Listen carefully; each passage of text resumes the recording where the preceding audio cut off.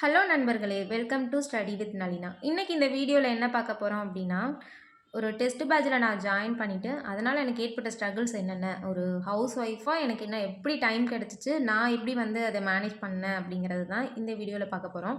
Actually அதை நான் manage பண்ணலை, பாதியிலே விட்டுட்டேன். அதை தான் இந்த வீடியோவில் பார்க்க போகிறோம். ஓகேங்களா? ஆனுவல் பிளானர் அதுக்கு முன்னாடி பார்க்கலாம். குரூப் 1 எக்ஸாம் பார்த்தீங்கன்னா ஜூன் மாதம் நோட்டிஃபிகேஷன் வருது.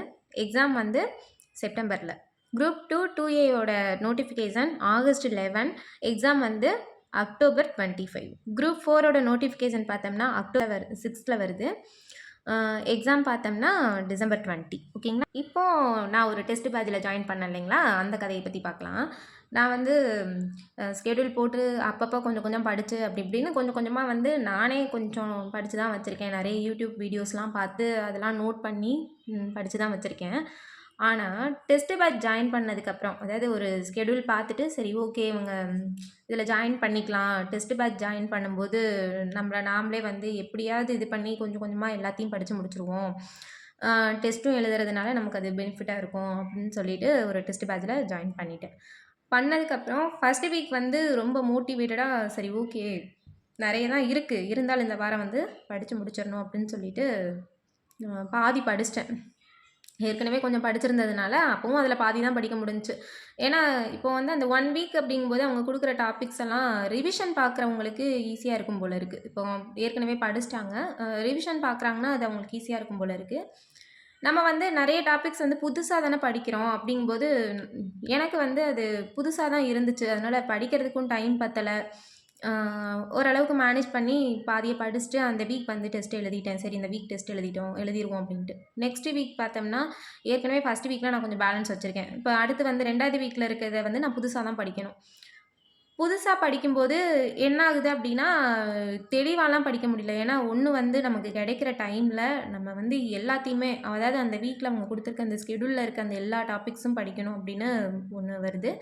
இன்னொன்று வந்துட்டு ஐயோ எல்லாரும் படிச்சிருப்பாங்க, நம்ம இன்னும் படிக்காமல் இருக்கோம், நம்மளால் படிக்க முடியல, நம்ம எதையுமே பண்ண மாட்டோமோ அப்படிங்கிற மாதிரியான ஒரு எண்ணங்களும் வருது. ஏன்னா வந்து நம்ம வீட்டில் ஃபுல் டைம் ஆஸ்பிரண்ட்டுக்கு ஓகே டெஸ்ட் பேட்ச் போட்டு சரி ஓகே புதுசாக படித்தாலும் பரவாயில்ல, இப்போ படிச்சிட்டோம்னா அடுத்தடுத்து டெஸ்ட் பேட்ச் போட்டு நம்ம மறுபடியும் ரிவிஷன் பார்த்துடலாம் அப்படிங்கும்போது அவங்களுக்கு அது ஈஸியாக இருக்கும். ஒரு வீட்டில் எல்லா வேலையும் செஞ்சுட்டு குழந்தைங்களையும் பார்த்துட்டு ஒரு ஹவுஸ் ஒய்ஃபாக வந்து இதை படிக்கும்போது எனக்கு கொஞ்சம் ஸ்ட்ரகிளாக இருந்துச்சு. ஒர்க்கிங் பீப்புளாக இருந்தாலும் அவங்களுக்கும் இது கொஞ்சம் சிரமமாக இருக்கலாம்.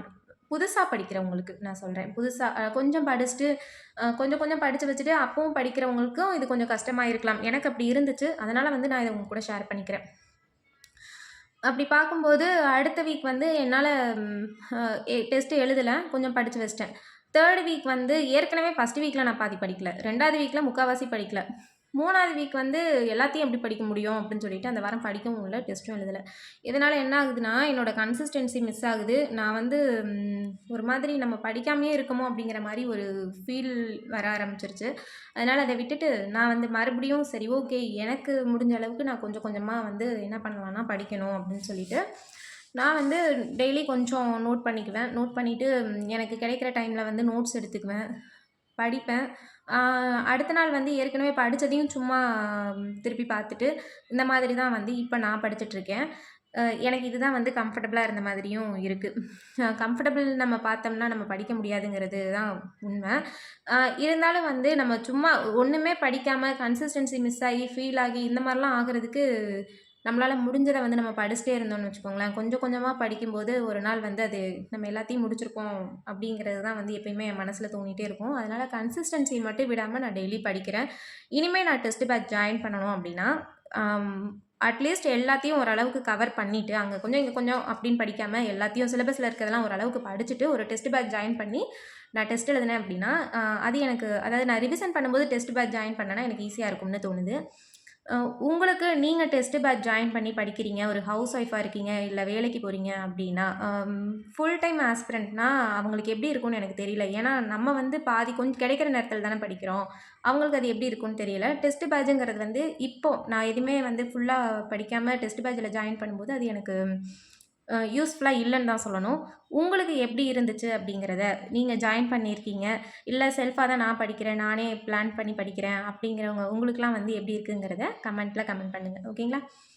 தேங்க்யூ.